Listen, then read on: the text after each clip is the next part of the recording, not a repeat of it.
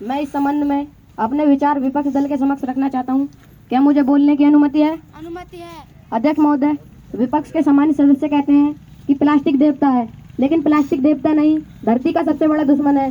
जलीय जीव मर रहे हैं, नदियाँ भर रही हैं। आज नदियों में पानी से ज्यादा प्लास्टिक बहती है।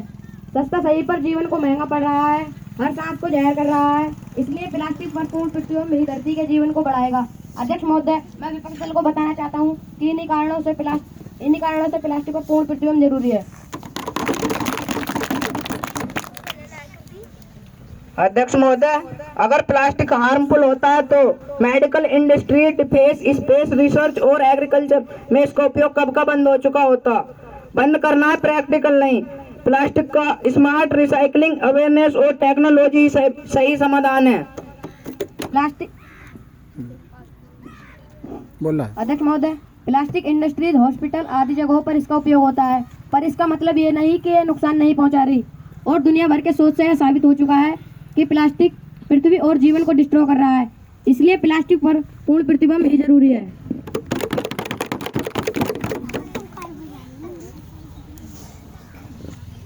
नमस्कार अध्यक्ष महोदय, मैं मोबाइल के संबंध में अपने विचार पक्ष दल के समक्ष रखना चाहती हूँ। क्या मुझे बोलने की अनुमति है? अनुमति है। आज स्कूल और मोबाइल ऐसे हैं जैसे रोमियो और जूलियट दोनों मिल जाए तो शांति नहीं रहती। मोबाइल खोला क्लास बंद, ध्यान भंग तो भविष्य ठंड। अध्यक्ष महोदय, पक्ष दल से पूछना चाहती हूँ कि स्कूल में मोबाइल की अनुमति क्यों होनी चाहिए?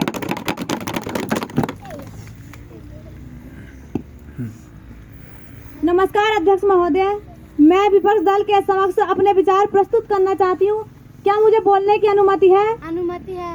मोबाइल शत्रु नहीं, शिक्षक का सहायक है। दुनिया डिजिटल हुई तो शिक्षा क्यों पीछे? तकनीक को अपना, डर मत बनाओ, यह भविष्य की कुंजी है, इसे हाथ से मत खो। स्कूल में मोबाइल की अनुमति इसे होनी चाहिए क्योंकि यह बच्चों की शिक्षा की गति बढ़ाता है, जानकारी तुरंत उपलब्ध कराता है, बच्चों को डिजिटल युग के लिए तैयार करता है। मैं विपक्ष दल से पूछती हूँ कि स्कूल में मोबाइल की अनुमति क्यों नहीं होनी चाहिए? ट्रैक्ट होंगे, अनुशासन भंग होगा और बच्चे शिक्षा से भटक जाएंगे।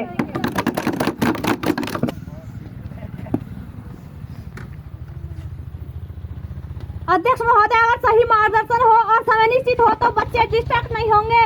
यह आप पर निर्भर करता है कि आप मोबाइल का उपयोग कैसे कर रहे हैं। अगर सही उपयोग हो तो मोबाइल सीखने का साधन बन जाता है। मोबाइल के उपयोग से बच्चे और देश दोनों के भविष्य पर खतरा है। अगर बच्चे इसका गलत उपयोग करेंगे तो पक्ष दल क्या करेगा? दुनिया में बहुत से ऐसे ऐप हैं जिनमें सिर्फ पढ़ाई से संबंधित चीजें चलती हैं। अध्यक्ष महोदय, हम उन ऐप को बच्चों के मोबाइलों में इंस्टॉल करवाएंगे। पर अपना मोबाइल होगा तो जरूरी नहीं कि वह पढ़ाई के ऐप को इस्तेमाल करेगा। आज हर बच्चा किताब से ज्यादा मोबाइल में फेसबुक, यूट्यूब और इंस्टाग्राम खोलता है और सिर्फ रीलें ही देखता है। अध्यक्ष महोदय, मोबाइल के उपयोग से आपसी रिश्ते, भाईचारा और सामाजिकता भी खत्म होती जा रही है। अध्यक्ष महोदय, मैं आपके माध्यम से पक्ष दल से कहना चाहती हूँ कि स्कूलों में मोबाइल की अनुमति पर रोक लगनी चाहिए। अध्यक्ष महोदय, मैं आपके माध्यम से मतदान की आयु कम करने के विरोध में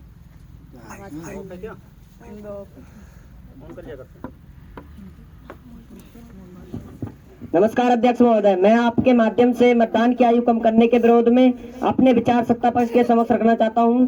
क्या मुझे बोलने की अनुमति है? अनुमति है। अध्यक्ष महोदय, 16 वर्ष की उम्र में स्कूल कार्य और पढ़ाई करने के लिए तो माँ बाप बच्चे से कह कर जबरदस्ती पूरा करवाते हैं, और जिन्हें मैथ्स का एल्शियम नहीं आता हो आपने वोट देने का अधिकार देकर देश का सिस्टम थमा रहे हो। मैं पूछता हूँ, ऐसा क्यों? महोदय, क्या मुझे संबंध में बोलने की अनुमति है? अनुमति है। अध्यक्ष महोदय, विपक्ष के तर्क सुनने में मनोरंजक है पर वास्तविकता से दूर है। अकबर 13 वर्ष की उम्र में बादशाह बना और सचिन तेंदुलकर 16 वर्ष की उम्र में इंडिया के लिए खेला। युवा शक्ति को कम मत समझे, 16 वर्ष का युवा भी बदल सकता है जुनून से गगन। अध्यक्ष की उम्र में अकबर को गद्दी मिली थी, लेकिन पूरा शासन बैरम का चलाता था। अकबर के फैसले उसकी उम्र में ही नहीं लिए जाते थे। और रही बात सचिन तेंदुलकर की, तो अध्यक्ष महोदय, सचिन तेंदुलकर जैसा खिलाड़ी तो पैदा इलाकों में एक होता है। सभी वह सचिन तेंदुलकर नहीं हो सकते। अध्यक्ष महोदय, कानून जनता के लिए बनाए जाते हैं, न कि 1-2 लोगों की मिसाल पर। अध्यक्ष महोदय, बैरम खान मार्गदर्शन करता था, जबकि शासन तक गुरुद्वारा ही चलाया जाता था। अध्यक्ष महोदय, आज का युवा मोबाइल में गेम हार जाए तो 3 दिन तक उदास रहता है, रील पर 10 लाइक कम आ जाए तो रातों की नींद उड़ जाती है और सत्ता पक्ष चाहता है कि भाई युवा देश की सरकार चुने। अध्यक्ष महोदय, आज का 16 वर्ष का युवा डिजिटल युग का युवा है। वह यूट्यूब, फेसबुक और इंस्टा के माध्यम से शिक्षा और राजनीति और देश दुनिया को समझ रहा है, तो वह युवा सरकार भी चुन सकता है। अध्यक्ष महोदय, मैं इस संबंध में अपनी बात रखना चाहता हूँ, क्या मुझे बोलने की अनुमति है? अनुमति है। अध्यक्ष महोदय, आज का 16 वर्ष का युवा यूट्यूब और फेसबुक, इंस्टाग्राम पर राजनीतिक शिक्षा और राजनीतिक नहीं बल्कि सिर्फ गलत और मनोरंजक रीलें ही देखता है, तो उसे देश और दुनिया की समझ कैसे हुई? वह सिर्फ फ्लिपकार्ट पर डिस्काउंट ऑफर देखकर प्रभावित होता है, थोड़े से लालच में बिक जाता है। अध्यक्ष महोदय, वोट भी कहीं कैशबैक स्कीम ही बनाकर न रह जाए। नमस्कार अध्यक्ष महोदय, मैं इस संबंध में विपक्ष दल को जवाब देना चाहता हूँ, क्या मुझे बोलने की अनुमति है? अनुमति है। अध्यक्ष महोदय, आज का युवा एक नेता है, ज्यादा देश की समस्याओं को जानता और समझता है। अध्यक्ष महोदय, तो वह युवा वोट भी दे सकता है। अध्यक्ष महोदय, 16 की उम्र में भावनाएं तेज होती हैं, विवेक नहीं। देश विवेक और समझ से चलता है, भावनाओं से नहीं। अध्यक्ष महोदय, विपक्ष कहता है 16 की उम्र का युवा बच्चा होता है। अध्यक्ष महोदय, तो 18 वर्ष की उम्र में बुद्धि का स्विच ऑन हो जाता है क्या?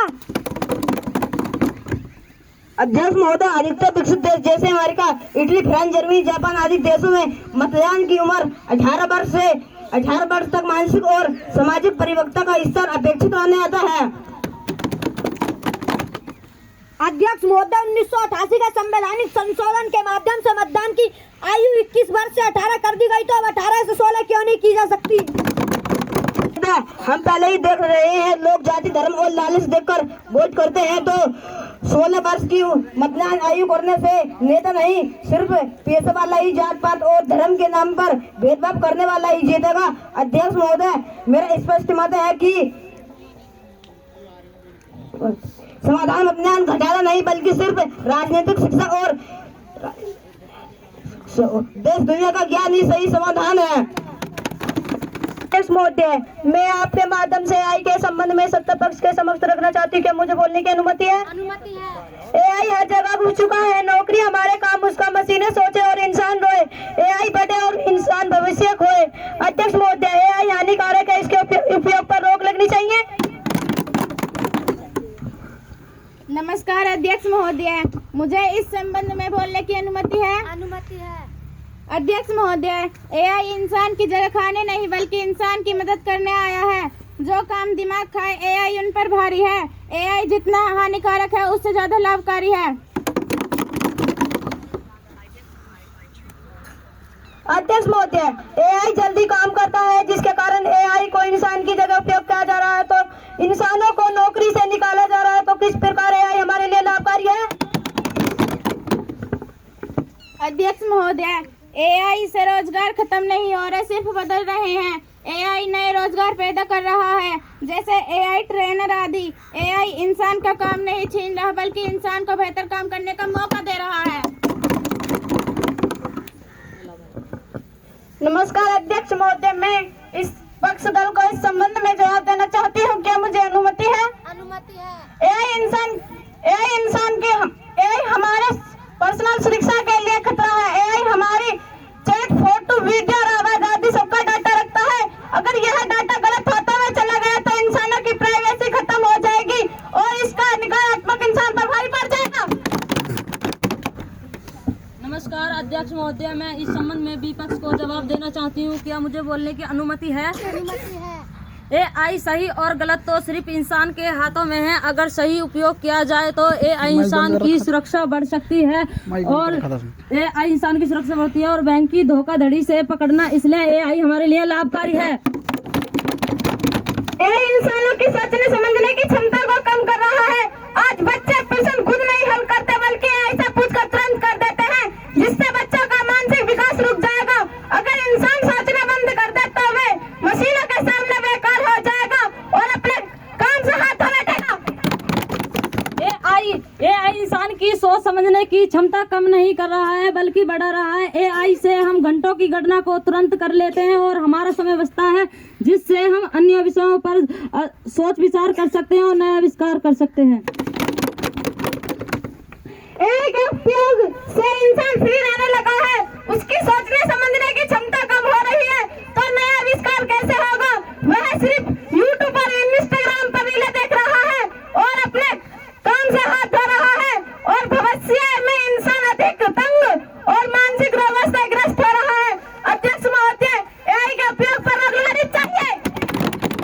सदन की कार्यवाही आगे दल के समक्ष रखना चाहता हूँ, क्या मुझे अनुमति है? अनुमति है। अध्यक्ष महोदय, आज सत्ता पक्ष पर्यावरण को बचाने और सुरक्षित करने के लिए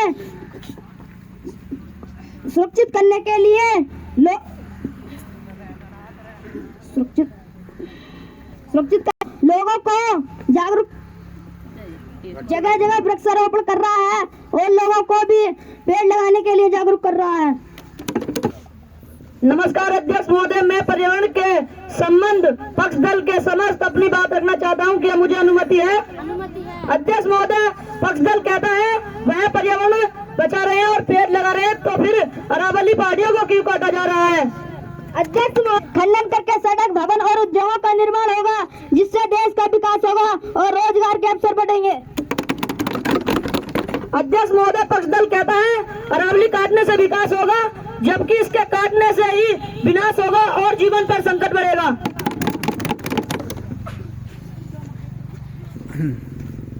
नमस्कार अध्यक्ष महोदय, मैं इस संबंध में भी दल के सामने अपने विचार रखना चाहते हैं, क्या मुझे अनुमति है? अनुमति है। अध्यक्ष महोदय, हम विपक्ष दल कहता है कि अरावली के काटने से विनाश होगा, जबकि अरावली में खनन करने से देश में नई इमारत और उद्योग का निर्माण किए जाएंगे, जिससे देश का विकास होगा, ये संभव है। अध्यक्ष महोदय, हम जगह जगह पेड़ लगा रहे हैं और वन्य जीवों के लिए वन्य जीव अभ्यारण्य बना रहे हैं, जिससे सभी जीव सुरक्षित रहेंगे और अरावली खनन से देश तेजी से विकास करेगा, नए निर्माण होंगे। अध्यक्ष महोदय, पक्ष दल कह रहा है कि वह पेड़ लगा रहा है, वन्य जीवों को सुरक्षित घर दे रहा है, तो हैदराबाद में 400 एकड़ का जंगल रातों रात काट दिया गया और वन्य जीव घर से बेघर हो गए और कितने मर गए। रही बात पेड़ लगाने की, तो एक पेड़ लगाकर पक्ष दल दिखावा कर रहा है, कितने लाखों पेड़ कट रहे हैं, पर्यावरण संतुलित हो रहा है, सांस दूषित हो रही है, फिर कैसा विकास हो रहा है? नमस्कार अध्यक्ष महोदय, मैं इस संबंध में विपक्ष दल को जवाब देना चाहती हूँ, क्या मुझे बोलने की अनुमति है? अनुमति है। अध्यक्ष महोदय, विपक्ष दल कहता है कि सांसें दूषित हो रही हैं, प्रदूषण तो वाहनों से भी हो रहा है, फिर भी हमारी सरकार प्रदूषण को कम करने के लिए एयर फिल्टर लगा रही है, जिससे प्रदूषण कम होगा और जीवन पर कोई संकट नहीं आएगा। नमस्कार अध्यक्ष महोदय, मैं पक्ष दल को इस संबंध में जवाब देना चाहती हूँ, क्या मुझे अनुमति है? अनुमति है। अध्यक्ष महोदय, पेड़ वायु को ही शुद्ध नहीं करते बल्कि ऑक्सीजन का भी निर्माण करते हैं। एयर फिल्टर तो सिर्फ वायु को ही शुद्ध कर सकता है, ऑक्सीजन का निर्माण नहीं कर सकता। अगर अरावली कटी